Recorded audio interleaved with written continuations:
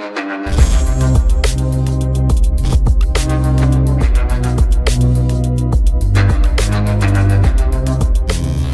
वालेकुम गाइस, कैसे हैं आप? उम्मीद करता हूं कि आप सब खैरियत से होंगे, खुश होंगे और हमारी दुआ है कि आप हमेशा खुश रहें, हंसते और मुस्कुराते रहें। मेरा नाम है रहमान अनवर और मैं हूं मोहम्मद और मैं मुज़फ़्फ़र इकबाल। और आज हम जिस वीडियो पर रिएक्ट करने जा रहे हैं, इस वीडियो का टाइटल है हाउ टू सॉल्व हिंदू मुस्लिम रियोट्स। हाँ जी, तो देखते हैं भाई वीडियो। अगर वीडियो पसंद आए तो लाइक सब्सक्राइब ज़रूर कीजिएगा और कमेंट में अपनी राय का इज़हार ज़रूर कीजिएगा। तो करते हैं video start.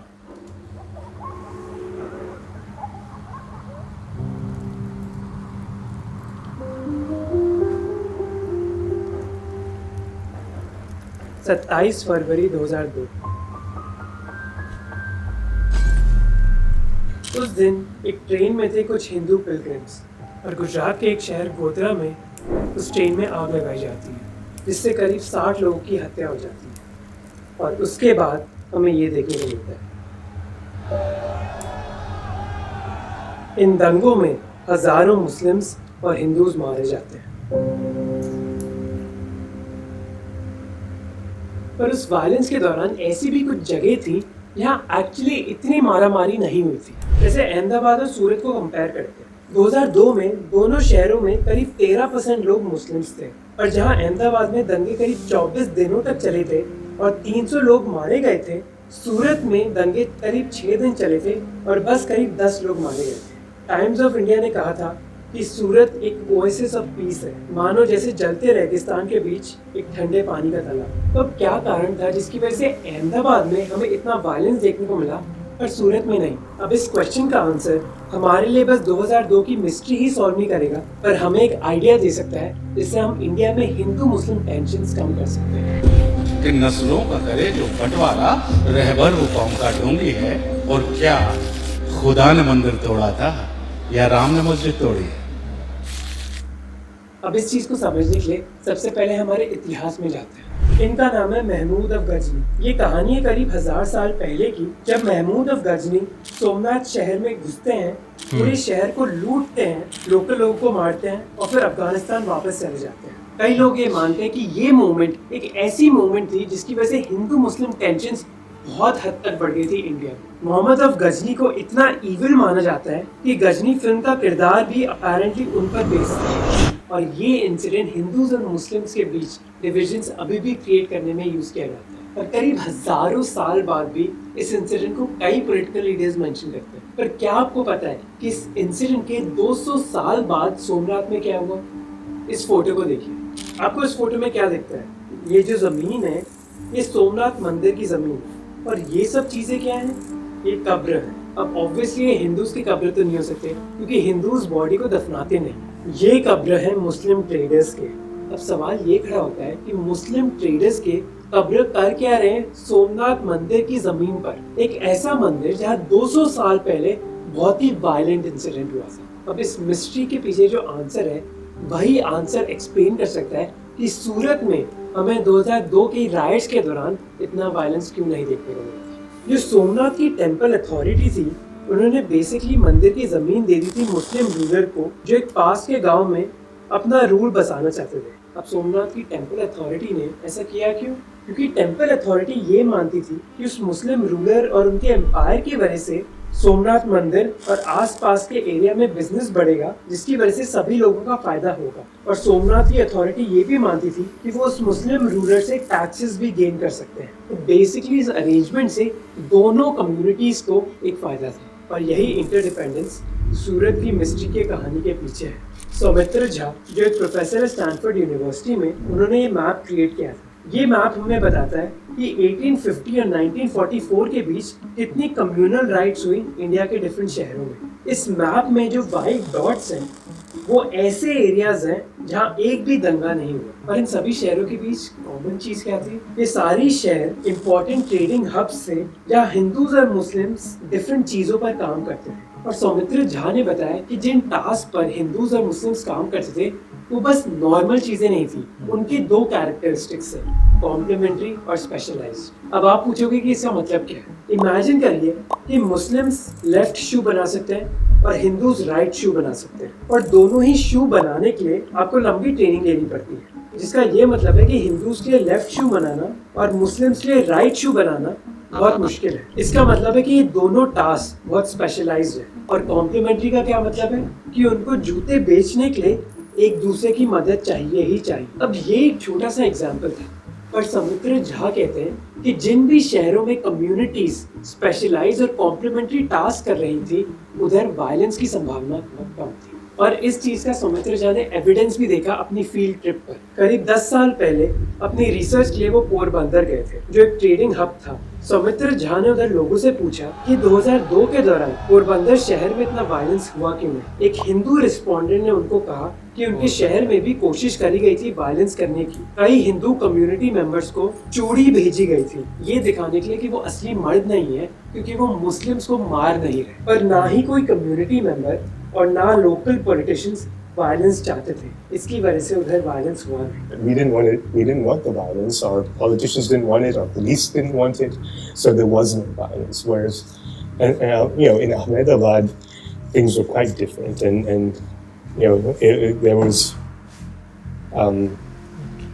some really bad things that happened, as you know. अब इस थ्योरी को और गहराई से समझने की कोशिश करते हैं, तो मेरे साथ बने रहिए। इस मैप को देखिए। इस मैप में जहाँ भी ट्रायंगल्स बने हुए हैं, वो मेजर मिडीवल पोर्ट्स होते थे इंडिया में 7th सेंचुरी से 17th सेंचुरी तक, जैसे पोरबंदर, सूरत, मैंगलोर और कोचिन। अब इन सारे ही पोर्ट्स में ट्रेडर्स जो थे वो मोस्टली मुस्लिम्स थे।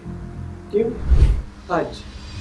अब अपने रिलीजन की वजह से कई मुस्लिम्स हज जाते थे, और मक्का जहाँ हज होता था, उधर हजारों साल से दुनिया की सबसे बड़ी टेक्सटाइल मार्केट थी। तो वो मुस्लिम जो हज रिलीजियस रीजंस की वजह से जा रहे थे, वो सोचते थे कि हम क्यों ना कुछ चीजें ले लें और उधर ट्रेड करने लग जाए।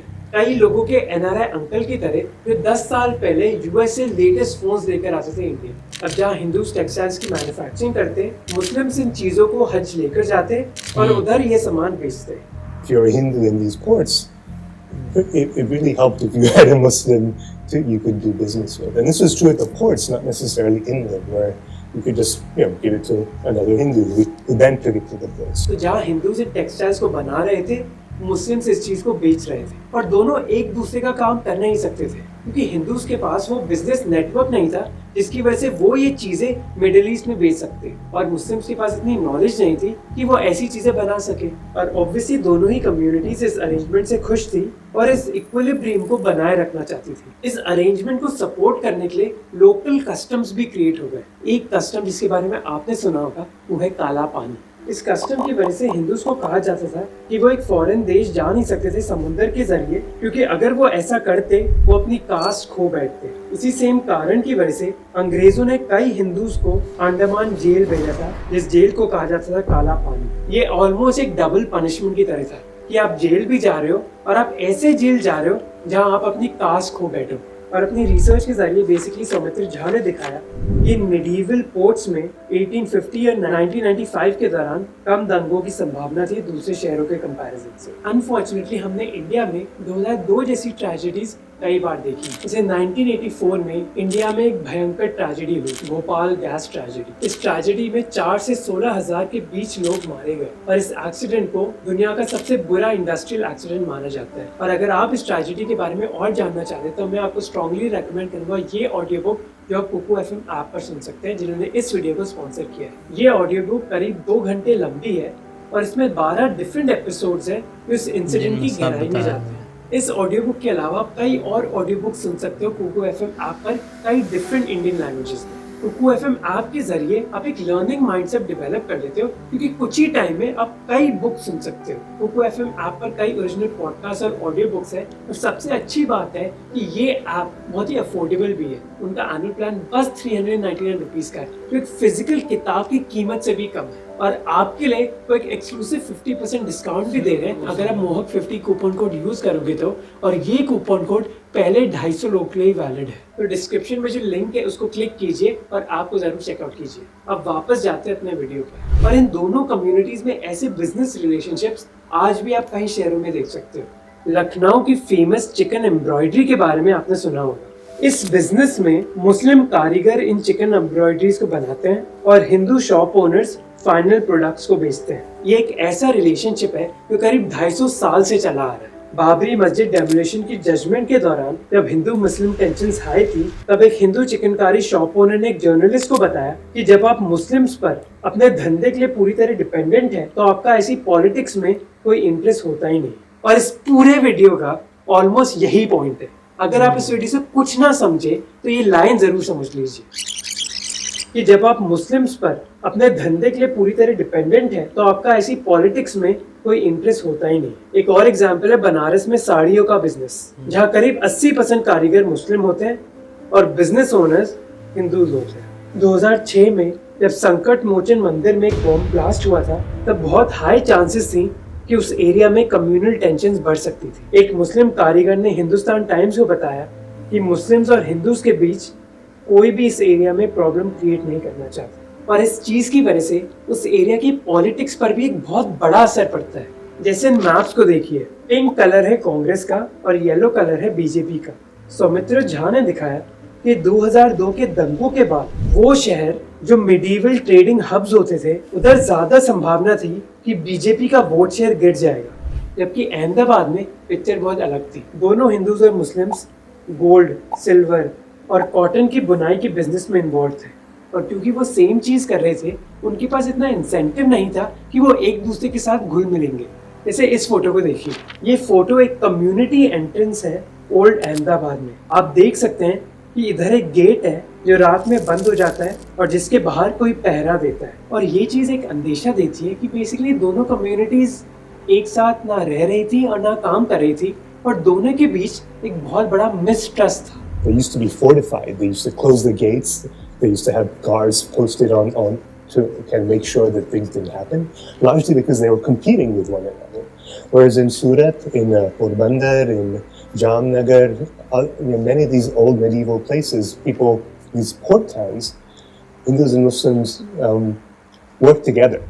एमी चुआ एक पॉलिटिकल रिसर्चर के हिसाब से जब भी माइनॉरिटीज वही बिजनेस करती हैं जिसमें मेजॉरिटी भी इन्वॉल्व होती है, तो कई बार वो एक वायलेंस का शिकार हो जाती हैं। और ये समझना इतना मुश्किल है नहीं। जैसे सौमित्र झा कहते हैं कि वायलेंस एक बहुत अच्छा तरीका है अपने कंपटीशन हटाने का। तो अगर आपका कंपटीशन उसी बिजनेस में इन्वॉल्व है जो आप कर रहे हैं, किसी भी वायलेंस के बाद आपका कंपटीशन कम हो जाएगा और आपका बिजनेस बढ़ जाएगा। अब सबसे बड़ा सवाल है कि ये चीज़ सूरत में चली, ये चीज़ लखनऊ में चली, पर ये जो अरेंजमेंट है हिंदूज और मुस्लिम्स के बीच, ये ऑर्गेनिक थे। किसी ने मजबूर नहीं किया कि चलो मुस्लिम लोग तुम अपना कारीगर का काम करो और हिंदू लोग इस चीज़ को बेचेंगे, ऐसा नहीं हुआ था। तो हम इस चीज़ को और जगह कैसे इम्प्लीमेंट कर सकते हैं? पर इनफैक्ट कुछ लोग इनिशिएटिव उठा रहे हैं और इन चीज़ों को इम्प्लीमेंट करने की कोशिश कर रहे हैं। जैसे विवेक गर्ग, जो एक एक्स आर्मी मैन है और जिन्होंने एक इनिशिएटिव स्टार्ट किया इंडिया में कम्युनल टेंशन्स को कम करने के लिए। उनके एक इनिशिएटिव ने मुस्लिम, मणिपुरी और नागा क्रिश्चियंस को टारगेट किया, जो मणिपुर की एक वैली में रहते थे और कई टाइम से एक मुठभेड़ में थे। विवेक ने इन दोनों कम्युनिटीज की महिलाओं को शॉल बनाने के लिए कहा और एक शॉल बेचने का बिजनेस स्टार्ट किया। अब इस बिजनेस के लिए उनको दोनों कम्युनिटी की कोऑपरेशन चाहिए थी, और विवेक के इस इनिशिएटिव की वजह से दोनों कम्युनिटीज जो बहुत टाइम से एक दूसरे के खिलाफ लड़ रही थी, अब सडनली एक दूसरे के साथ काम करने लग गई थी। और अगर ये विवेक कर सकते हैं अपनी छोटी ऑर्गेनाइजेशन के साथ, तो यही चीज़ बिजनेसेस और हमारी सरकारें भी कर सकती हैं अगर वो चाहें तो। अब ये सोल्यूशन तो ऑर्गेनाइजेशंस या फिर गवर्नमेंट्स कर सकती हैं। एक पर्सनल लेवल पर भी हम सब एक चेंज ला सकते हैं, और वो हम चेंज ला सकते हैं डीप कैनवसिंग टेक्निक को यूज़ करके। अब इस चीज़ को सुनकर ज़्यादा कंफ्यूज मत होइए, ये एक साइकोलॉजिकल टूल है। इसका मैं आपको एक एग्जांपल देता हूँ। मान लीजिए कि दो व्यक्ति एक दूसरे के साथ बात कर रहे हैं, रामू और राजू। राजू जो हैं वो मुस्लिम्स के साथ नफरत करते हैं। तो अगर रामू राजू के ओपिनियन को बदलना चाहते हैं, उनको ये 4 स्टेप का प्रोसेस यूज़ करना चाहिए। पहले स्टेप में रामू राजू से पूछेंगे कि उनकी क्या प्रॉब्लम्स हैं इंडियन मुस्लिम्स के साथ। जैसे राजू बोलने लगेंगे, इस स्टेप में अटेंशन से सुनना बहुत ही ज़रूरी है, और रामू को ये दिखाना चाहिए कि वो ये नहीं मानते कि राजू का ओपिनियन इतना इम्पोर्टेंट नहीं है, उनको गौर से सुनना चाहिए।